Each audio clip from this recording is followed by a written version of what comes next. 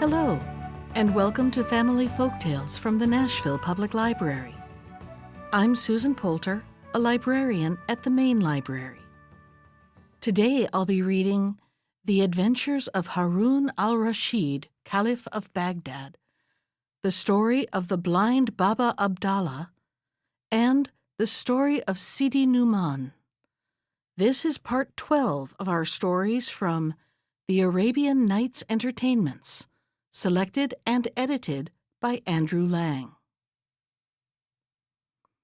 The Adventures of Haroun-al-Raschid, Caliph of Bagdad. The Caliph Haroun-al-Raschid sat in his palace, wondering if there was anything left in the world that could possibly give him a few hours' amusement, when Jafar, the Grand Vizier, his old and tried friend, suddenly appeared before him. Bowing low, he waited, as was his duty, till his master spoke. But Haroun-al-Raschid merely turned his head and looked at him, and sank back into his former weary posture. Now Jafar had something of importance to say to the Caliph, and had no intention of being put off by mere silence. So, with another low bow in front of the throne, he began to speak. "Commander of the Faithful," said he, "I have taken on myself to remind your Highness that you have undertaken secretly to observe for yourself the manner in which justice is done and order is kept throughout the city. This is the day you have set apart to devote to this object, and perhaps in fulfilling this duty you may find some distraction from the melancholy to which, as I see to my sorrow, you are prey." "You are right," returned the Caliph. "I had forgotten all about it. Go and change your coat, and I will change mine." A few moments later they both re-entered the hall, disguised as foreign merchants, and passed through a secret door out into the open country. Here they turned towards the Euphrates, and crossing the river in a small boat, walked through that part of the town which lay along the further bank, without seeing anything to call for their interference. Much pleased with the peace and good order of the city, the Caliph and his vizier made their way to a bridge, which led straight back to the palace, and had already crossed it, when they were stopped by an old and blind man who begged for alms. The Caliph gave him a piece of money and was passing on, but the blind man seized his hand and held him fast. "Charitable person," he said, "whoever you may be, grant me yet another prayer. Strike me, I beg of you, one blow. I have deserved it richly, and even a more severe penalty." The Caliph, much surprised at this request, replied gently, "My good man, that which you ask is impossible. Of what use would my alms be if I treated you so ill?" And as he spoke, he tried to loosen the grasp of the blind beggar. "My lord," answered the man, "pardon my boldness and my persistence. Take back your money or give me the blow which I crave. I have sworn a solemn oath that I will receive nothing without receiving chastisement, and if you knew all, you would feel that the punishment is not a 10th part of what I deserve." Moved by these words, and perhaps still more by the fact that he had other business to attend to, the Caliph yielded, and struck him lightly on the shoulder. Then he continued his road, followed by the blessing of the blind man. When they were out of earshot, he said to the vizier, "There must be something very odd to make that man act so. I should like to find out what is the reason. Go back to him, tell him who I am, and order him to come without fail to the palace tomorrow, after the hour of evening prayer."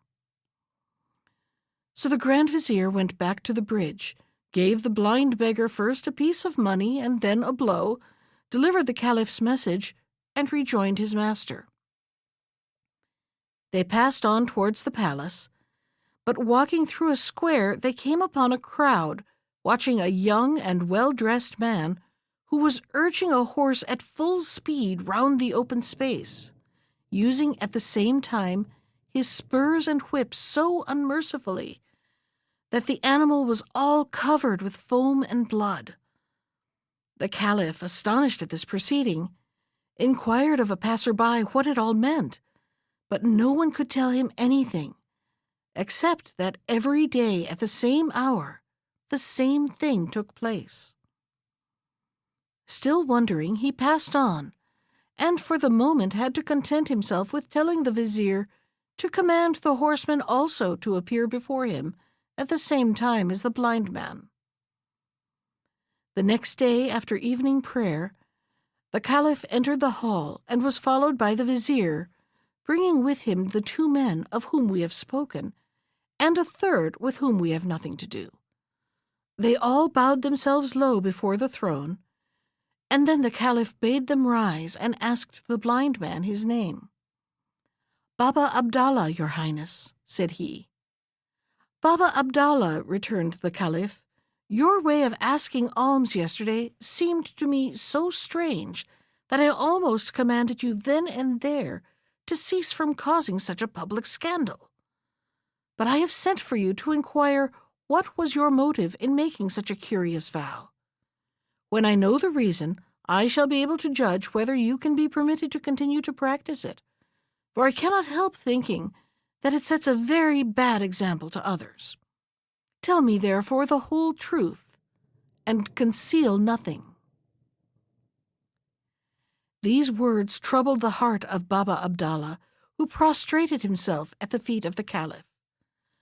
Then rising, he answered, "Commander of the Faithful, I crave your pardon humbly for my persistence in beseeching your Highness to do an action which appears on the face of it to be without any meaning. No doubt, in the eyes of men it has none, but I look on it as a slight expiation for a fearful sin of which I have been guilty. And if your Highness will deign to listen to my tale, you will see that no punishment could atone for the crime." The Story of the Blind Baba-Abdalla. I was born, Commander of the Faithful, in Bagdad, and was left an orphan while I was yet a very young man, for my parents died within a few days of each other. I had inherited from them a small fortune, which I worked hard night and day to increase, till at last I found myself the owner of 80 camels. These I hired out to traveling merchants, whom I frequently accompanied on their various journeys, and always returned with large profits. One day I was coming back from Balsora, whither I had taken a supply of goods intended for India, and halted at noon in a lonely place, which promised rich pasture for my camels. I was resting in the shade under a tree when a dervish, going on foot towards Balsora, sat down by my side, and I inquired whence he had come and to what place he was going. We soon made friends, and after we had asked each other the usual questions, we produced the food we had with us and satisfied our hunger. While we were eating, the dervish happened to mention that in a spot only a little way off from where we were sitting, there was hidden a treasure so great that if my 80 camels were loaded till they could carry no more, the hiding place would seem as full as if it had never been touched. At this news I became almost beside myself with joy and greed, and I flung my arms round the neck of the dervish, exclaiming, "Good dervish, I see plainly that the riches of this world are nothing to you. Therefore, of what use is the knowledge of this treasure to you? Alone and on foot, you could carry away a mere handful. But tell me where it is, and I will load my 80 camels with it, and give you one of them as a token of my gratitude." Certainly my offer does not sound very magnificent, but it was great to me, for at his words a wave of covetousness had swept over my heart, and I almost felt as if the 79 camels that were left were nothing in comparison. The dervish saw quite well what was passing in my mind, but he did not show what he thought of my proposal. "My brother," he answered quietly, "you know as well as I do that you are behaving unjustly. It was open to me to keep my secret and to reserve the treasure for myself.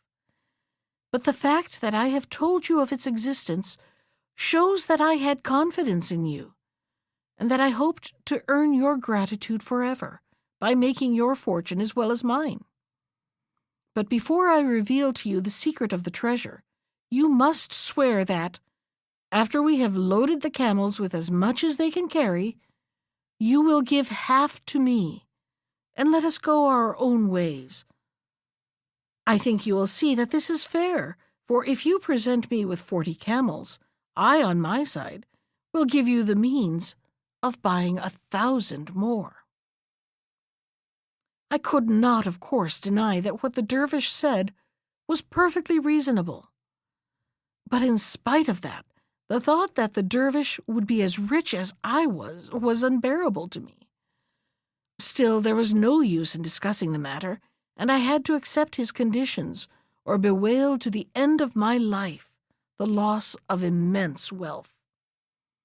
So I collected my camels, and we set out together under the guidance of the dervish. After walking some time, we reached what looked like a valley, but with such a narrow entrance that my camels could only pass one by one. The little valley, or open space, was shut up by 2 mountains whose sides were formed of straight cliffs, which no human being could climb. When we were exactly between these mountains, the dervish stopped. "Make your camels lie down in this open space," he said, "so that we can easily load them. Then we will go to the treasure." I did what I was bid, and rejoined the dervish, whom I found trying to kindle a fire out of some dry wood.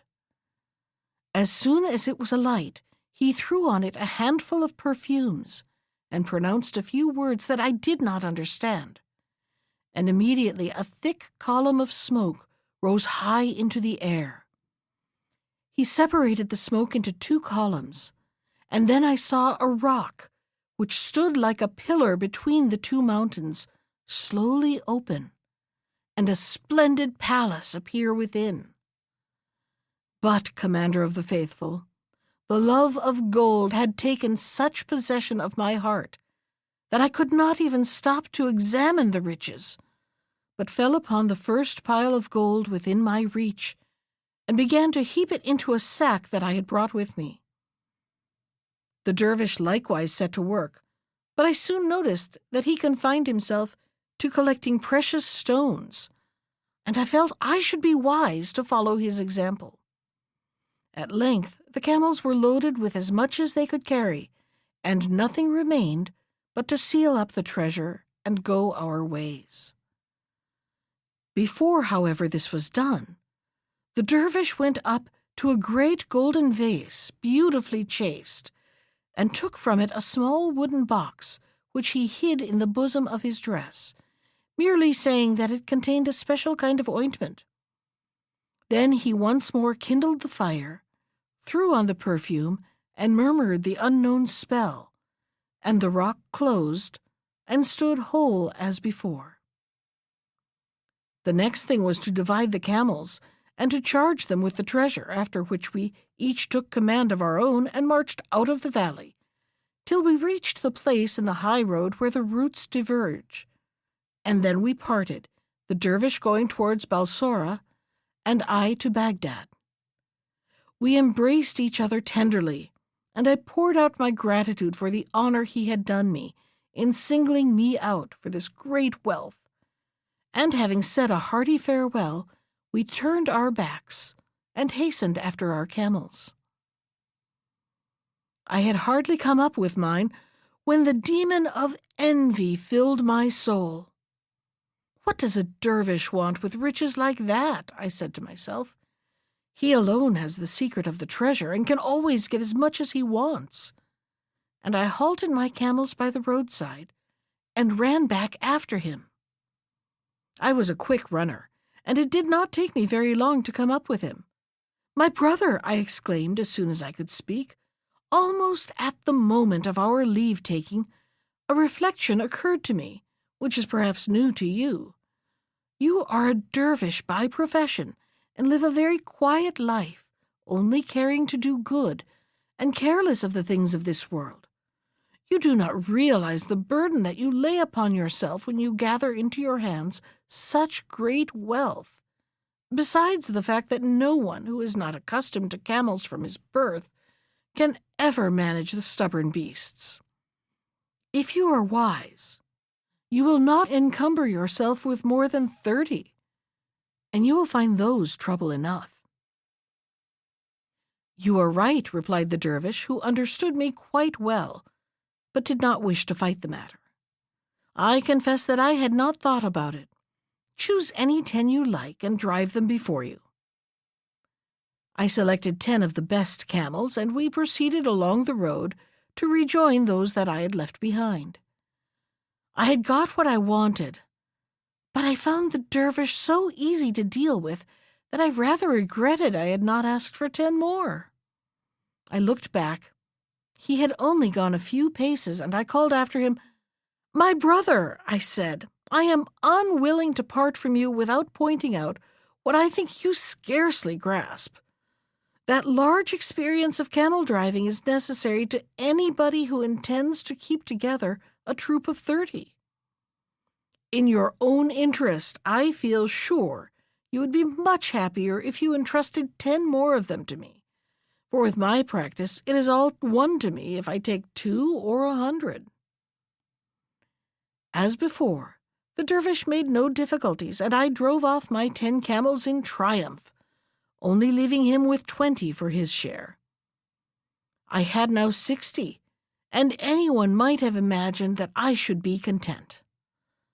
But, Commander of the Faithful, there is a proverb that says, 'The more one has, the more one wants.' So it was with me. I could not rest as long as one solitary camel remained to the dervish. And returning to him, I redoubled my prayers and embraces and promises of eternal gratitude, till the last 20 were in my hands. 'Make a good use of them, my brother,' said the holy man. 'Remember, riches sometimes have wings if we keep them for ourselves, and the poor are at our gates expressly that we may help them.' My eyes were so blinded by gold that I paid no heed to his wise counsel, and only looked about for something else to grasp. Suddenly I remembered the little box of ointment that the dervish had hidden, and which most likely contained a treasure more precious than all the rest. Giving him one last embrace, I observed accidentally, 'What are you going to do with that little box of ointment? It seems hardly worth taking with you.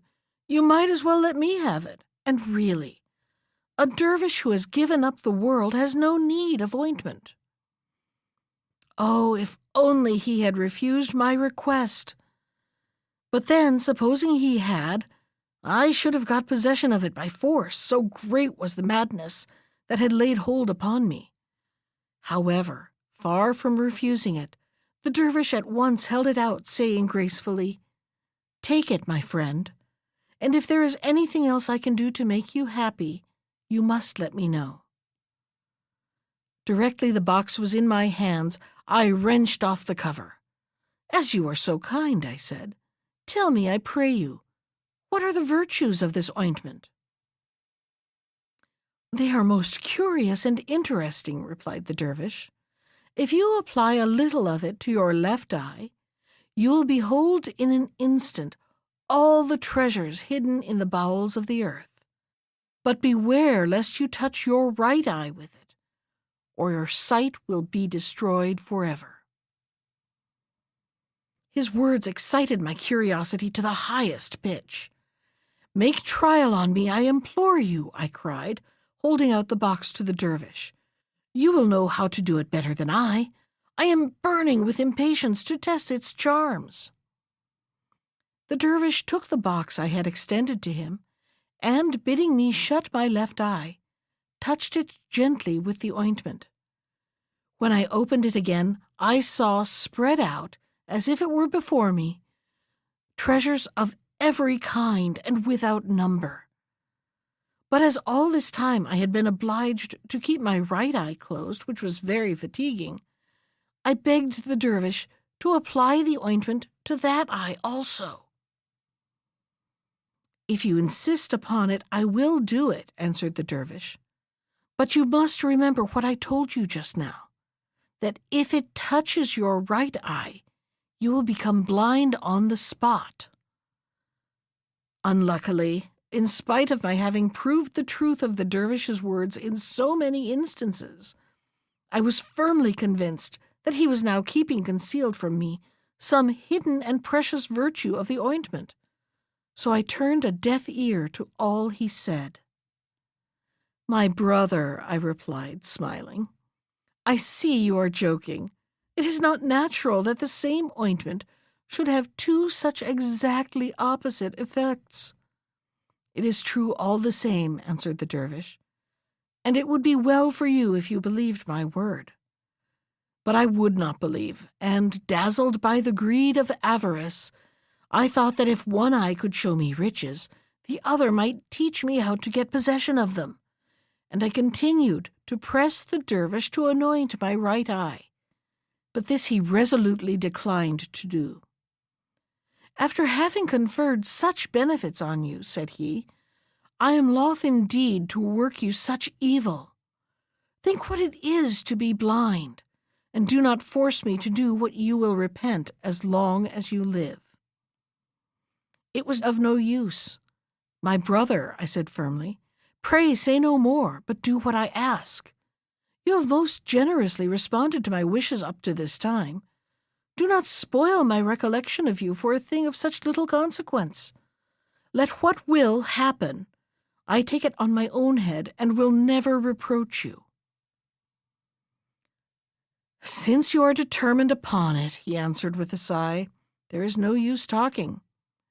And taking the ointment, he laid some on my right eye, which was tight shut. When I tried to open it, heavy clouds of darkness floated before me. I was as blind as you see me now. "Miserable dervish!" I shrieked. "So it is true after all! Into what a bottomless pit has my lust after gold plunged me! Ah, now that my eyes are closed, they are really opened. I know that all my sufferings are caused by myself alone. But, good brother, you who are so kind and charitable, and know the secrets of such vast learning, have you nothing that will give me back my sight?" "Unhappy man," replied the dervish, "it is not my fault that this has befallen you, but it is a just chastisement. The blindness of your heart has wrought the blindness of your body. Yes, I have secrets that you have seen in the short time that we have known each other, but I have none that will give you back your sight.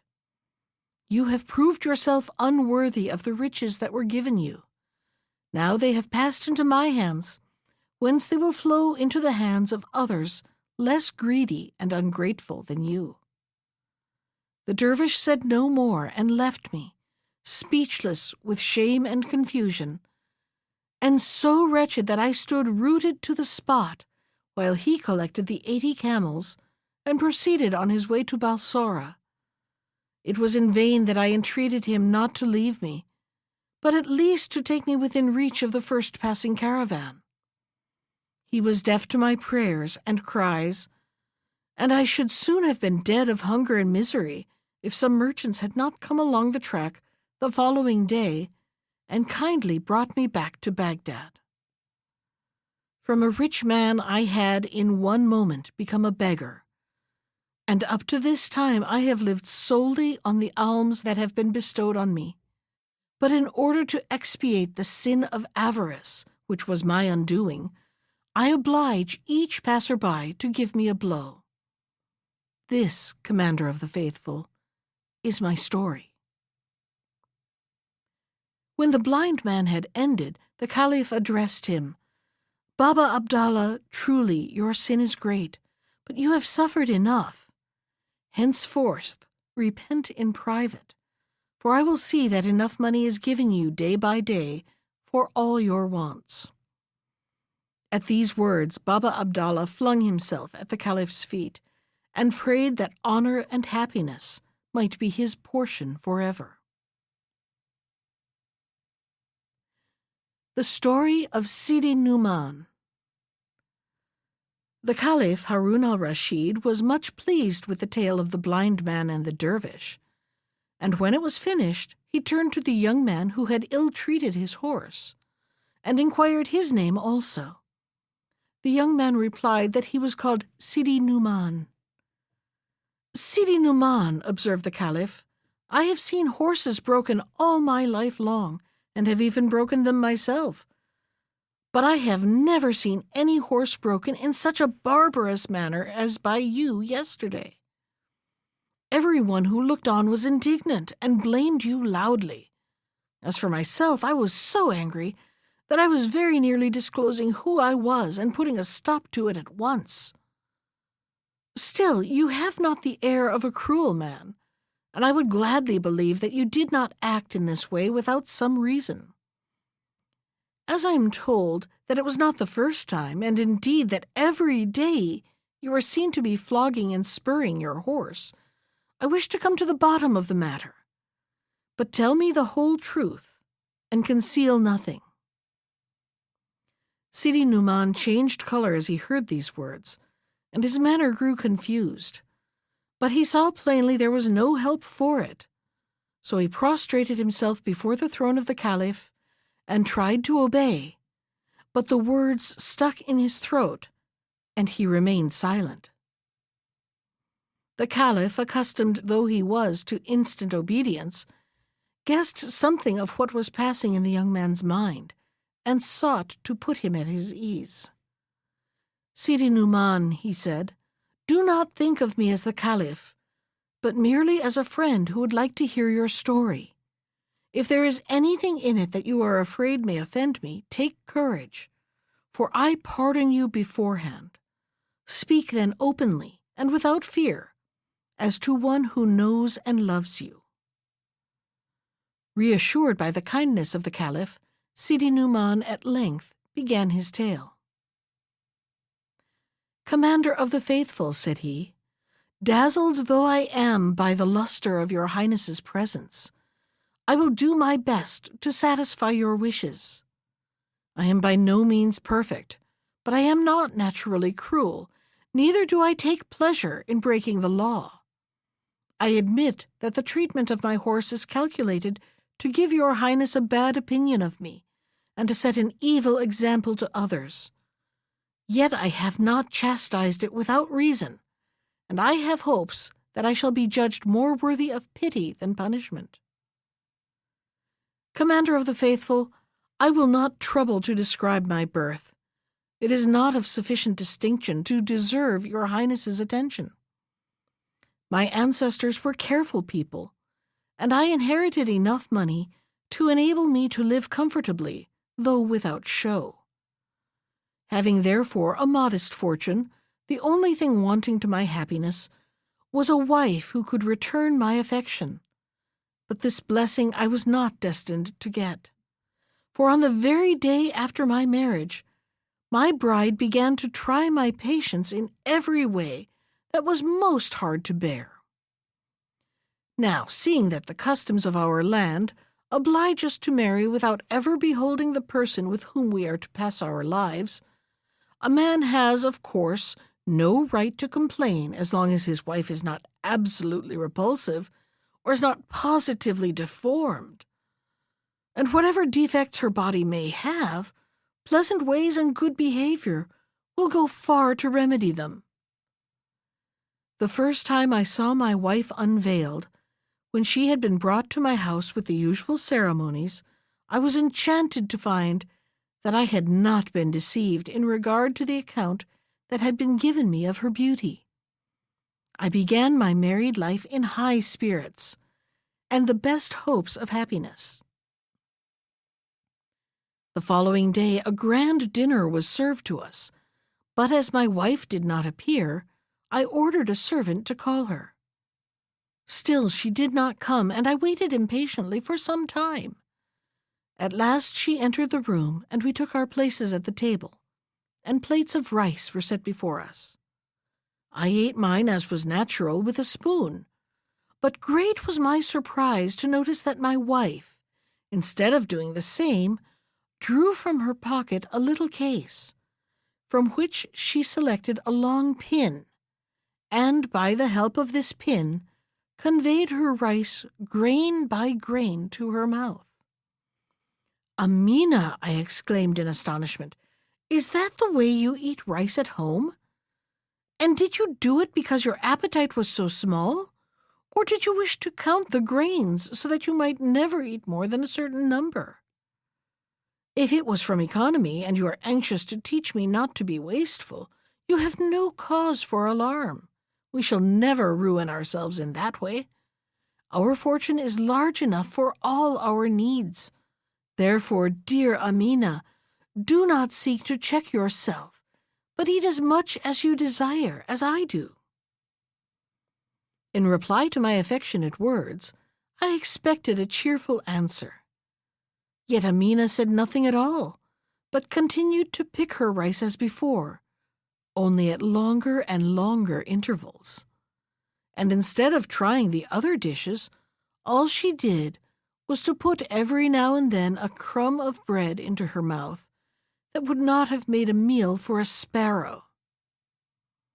I felt provoked by her obstinacy, but to excuse her to myself as far as I could, I suggested that perhaps she had never been used to eat in the company of men, and that her family might have taught her that she ought to behave prudently and discreetly in the presence of her husband. Likewise, that she might either have dined already or intend to do so in her own apartments. So I took no further notice, and when I had finished, left the room, secretly much vexed at her strange conduct. The same thing happened at supper, and all through the next day whenever we ate together.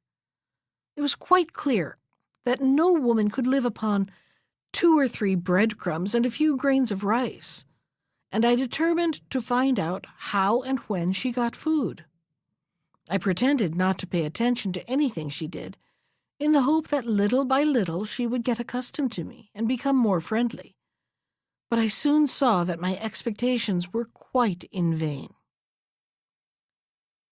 One night I was lying with my eyes closed and to all appearance sound asleep, when Amina arose softly and dressed herself without making the slightest sound.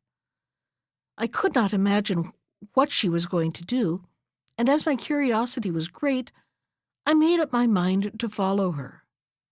When she was fully dressed, she stole quietly from the room. The instant she had let the curtain fall behind her, I flung a garment on my shoulders and a pair of slippers on my feet. Looking from a lattice which opened into the court, I saw her in the act of passing through the street door, which she carefully left open. It was bright moonlight, so I easily managed to keep her in sight, till she entered a cemetery not far from the house. There I hid myself under the shadow of the wall, and crouched down cautiously. And hardly was I concealed, when I saw myself approaching in company with a ghoul, one of those demons which, as your Highness is aware, wander about the country, making their lairs in deserted buildings and springing out upon unwary travelers whose flesh they eat. If no live being goes their way, they then betake themselves to the cemeteries and feed upon the dead bodies. I was nearly struck dumb with horror on seeing my wife with this hideous female ghoul. They passed by me without noticing me, began to dig up a corpse which had been buried that day, and then sat down on the edge of the grave to enjoy their frightful repast, talking quietly and cheerfully all the while, though I was too far off to hear what they said. When they had finished, they threw back the body into the grave and heaped back the earth upon it. I made no effort to disturb them, and returned quickly to the house, when I took care to leave the door open as I'd previously found it. Then I got back into bed and pretended to sleep soundly. A short time after, Amina entered as quietly as she had gone out. She undressed and stole into bed, congratulating herself apparently on the cleverness with which she had managed her expedition. As may be guessed, after such a scene it was long before I could close my eyes, and at the first sound which called the faithful to prayer, I put on my clothes and went to the mosque. But even prayer did not restore peace to my troubled spirit, and I could not face my wife until I had made up my mind what future course I should pursue in regard to her. I therefore spent the morning roaming about from one garden to another, turning over various plans for compelling my wife to give up her horrible ways. I thought of using violence to make her submit, but felt reluctant to be unkind to her. Besides, I had an instinct that gentle means had the best chance of success.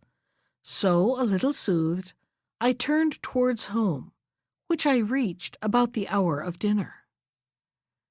As soon as I appeared, Amina ordered dinner to be served, and we sat down together. As usual, she persisted in only picking a few grains of rice, and I resolved to speak to her at once of what lay so heavily on my heart. "Amina," I said as quietly as possible, "you must have guessed the surprise I felt when, the day after our marriage, you declined to eat anything but a few morsels of rice, and altogether behaved in such a manner that most husbands would have been deeply wounded. However, I had patience with you, and only tried to tempt your appetite by the choicest dishes I could invent, but all to no purpose. Still, Amina, it seems to me that there be something among them as sweet to the taste as the flesh of a corpse." I had no sooner uttered these words than Amina, who instantly understood that I had followed her to the graveyard, was seized with a passion beyond any that I have ever witnessed. Her face became purple, her eyes looked as if they would start from her head, and she positively foamed with rage. I watched her with terror, wondering what would happen next, but little thinking what would be the end of her fury. She seized a vessel of water that stood at hand, and, plunging her hand in it, murmured some words which I failed to catch. Then, sprinkling it on my face, she cried madly, "Wretch, receive the reward of your prying and become a dog." The words were not out of her mouth, when, without feeling conscious that any change was passing over me, I suddenly knew that I had ceased to be a man. In the greatness of the shock and surprise, for I had no idea that Amina was a magician, I never dreamed of running away and stood rooted to the spot, while Amina grasped a stick and began to beat me. Indeed, her blows were so heavy that I only wonder that they did not kill me at once. However, they succeeded in rousing me from my stupor, and I dashed into the courtyard, followed closely by Amina, who made frantic dives at me, which I was not quick enough to dodge. At last she got tired of pursuing me, or else a new trick entered into her head which would give me speedy and painful death. She opened the gate leading into the street, intending to crush me as I passed through. Dog though I was, I saw through her design, and stung into presence of mind by the greatness of danger, I timed my movements so well that I contrived to rush through, and only the tip of my tail received a squeeze as she banged the gate.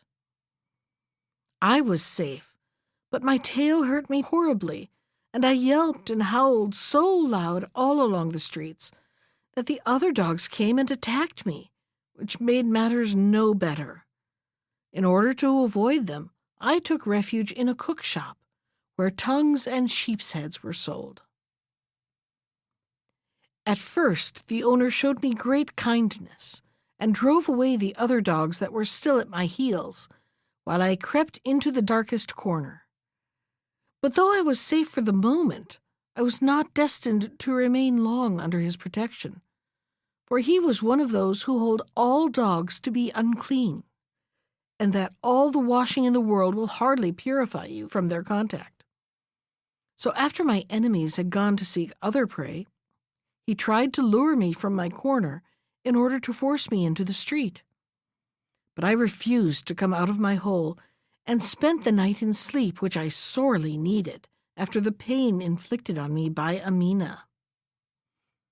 I have no wish to weary your Highness by dwelling on the sad thoughts which accompanied my change of shape, but it may interest you to hear that the next morning my host went out early to do his marketing, and returned laden with the sheep's heads and tongues and trotters that formed his stock in trade for the day. The smell of meat attracted various hungry dogs in the neighborhood, and they gathered round the door begging for some bits. I stole out of my corner and stood with them. In spite of his objection to dogs as unclean animals, my protector was a kind-hearted man, and knowing I had eaten nothing since yesterday, he threw me bigger and better bits than those which fell to the share of the other dogs. When I had finished, I tried to go back into the shop, but this he would not allow, and stood so firmly at the entrance with a stout stick that I was forced to give up and seek some other home. A few paces further on was a baker's shop, which seemed to have a gay and merry man for a master. At that moment he was having his breakfast, and though I gave no signs of hunger, he at once threw me a piece of bread. Before gobbling it up, as most dogs are in the habit of doing, I bowed my head and wagged my tail in token of thanks, and he understood and smiled pleasantly. I really did not want the bread at all, but felt it would be ungracious to refuse, so I ate it slowly in order that he might see that I only did it out of politeness.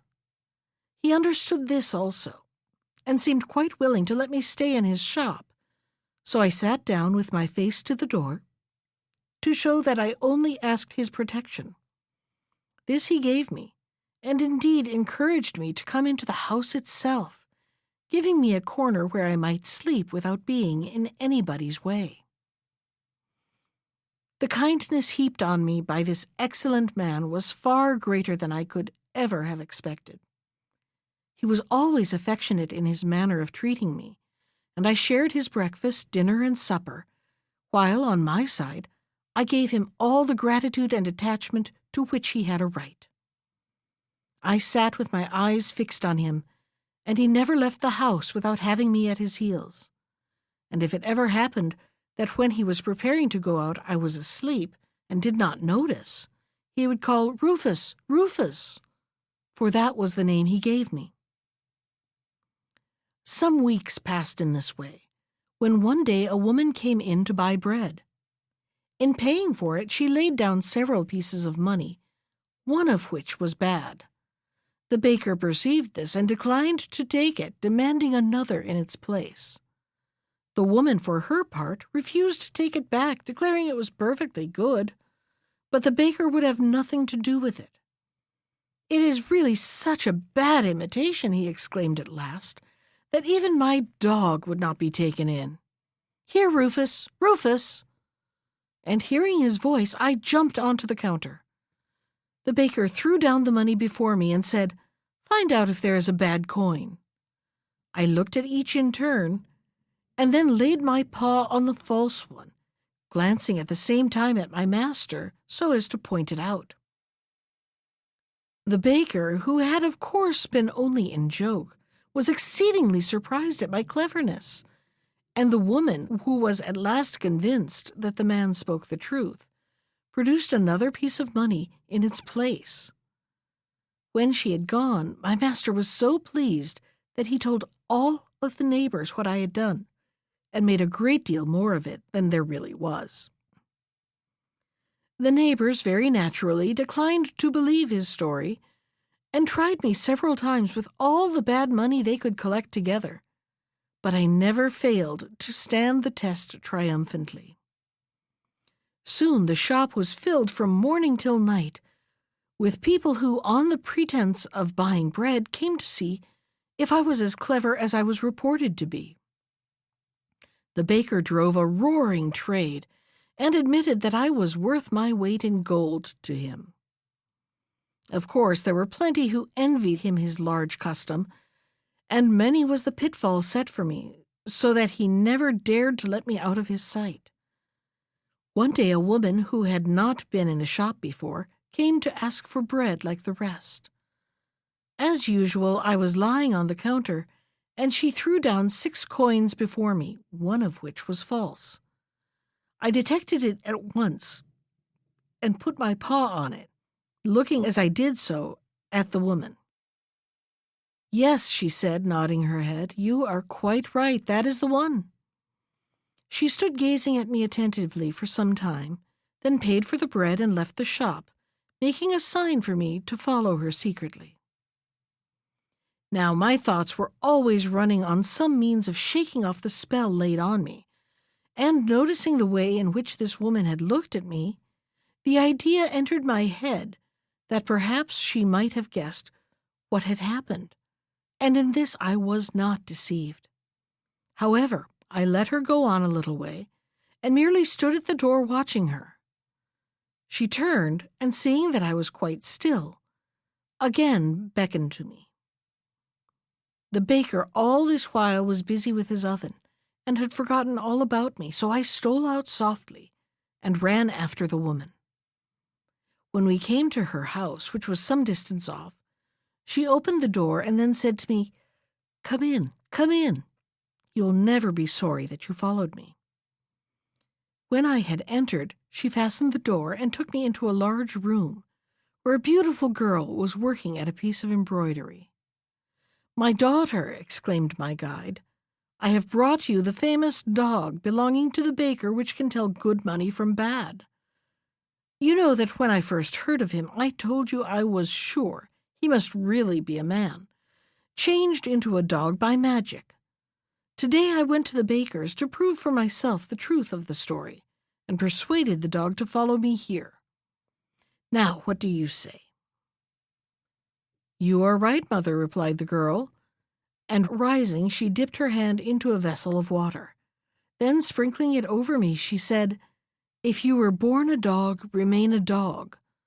But if you were born a man, by virtue of this water, resume your proper form." In one moment the spell was broken. The dog's shape vanished as if it had never been, and it was a man who stood before her. Overcome with gratitude at my deliverance, I flung myself at her feet and kissed the hem of her garment. "How can I thank you for your goodness towards a stranger, and for what you have done? Henceforth I am your slave. Deal with me as you will." Then, in order to explain how I came to be changed into a dog, I told her my whole story, and finished with rendering the mother the thanks due to her for the happiness she had brought me. "Sidi-Nouman," returned the daughter, "say no more about the obligation you are under to us. The knowledge that we have been of service to you is ample payment. Let us speak of Amina, your wife, with whom I was acquainted before her marriage. I was aware that she was a magician, and she knew too that I had studied the same art under the same mistress. We met often going to the same baths, but we did not like each other, and never sought to become friends. As to what concerns you, it is not enough to have broken your spell. She must be punished for her wickedness. Remain for a moment with my mother, I beg," she added hastily. "I will return shortly." Left alone with the mother, I again expressed the gratitude I felt to her as well as to her daughter. "My daughter," she answered, "is, as you see, as accomplished a magician as Amina herself, but you would be astonished at the amount of good she does by her knowledge. That is why I have never interfered, Otherwise, I should have put a stop to it long ago." As she spoke, her daughter entered the room with a small bottle in her hand. "Sidi-Nouman," she said, "the books I have just consulted tell me that Amina is not home at present, but she should return at any moment. I have likewise found out by their means that she pretends before the servants great uneasiness as to your absence. She has circulated a story that, while at dinner with her, you remembered some important business that had to be done at once, and left the house without shutting the door. By this means a dog had strayed in, which she was forced to get rid of by a stick. Go home, then, without delay, and await Amina's return in your room. When she comes in, go down to meet her, and in her surprise, she will try to run away. Then have this bottle ready, and dash the water it contains over her, saying boldly, 'Receive the reward of your crimes.' That is all I have to tell you." Everything happened exactly as the young magician had foretold. I had not been in my house many minutes before Amina returned, and as she approached, I stepped in front of her with the water in my hand. She gave one loud cry and turned to the door, but she was too late. I had already dashed the water in her face and spoken the magic words. Amina disappeared, and in her place stood the horse you saw me beating yesterday. This, Commander of the Faithful, is my story, and may I venture to hope that, now you have heard the reason of my conduct, your Highness will not think this wicked woman too harshly treated?" "Sidi-Nouman," replied the Caliph, "your story is indeed a strange one, and there is no excuse to be offered for your wife. But without condemning your treatment of her, I wish you to reflect how much she must suffer from being changed into an animal, and I hope you will let that punishment be enough. I do not order you to insist upon the young magician finding the means to restore your wife to her human shape, because I know that when once women such as she begin to work evil, they never leave off, and I should only bring down on your head a vengeance far worse than the one you have undergone already." That was Part 12 of the Arabian Nights Entertainments, selected and edited by Andrew Lang. Special thanks to Ginger Sands for our theme music. You can find more of Ginger's music at iTunes or on her website at www.gingersands.com. And if you'd like to comment on today's story, send me an email. I can be reached at susan.poulter, that's Poulter, @nashville.gov. Thanks for listening.